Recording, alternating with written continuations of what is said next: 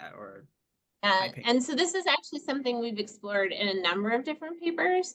And we have a paper that came out last year that's looking at the same cohort of men.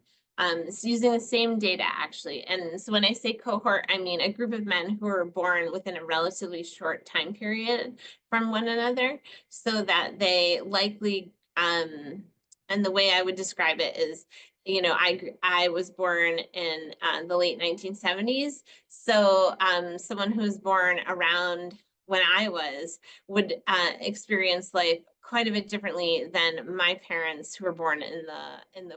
40s, right? That Yeah. so that you that the social world is really different by by the Yeah. time I hit adulthood versus when they were coming of age, and not just in terms of kind of our so much social and economic change, right? And so the men that we're looking at in our study are kind of what are considered kind of colloquially speaking, late baby boomers, right? So they're Okay. coming of age in the 70s and entering the labor market kind of both at a time of great social change, like in the wake of the women's movement, in the wake of the civil rights movement. So there's a broad access granted to groups who for a very long time didn't have the same access to employment as as white men did.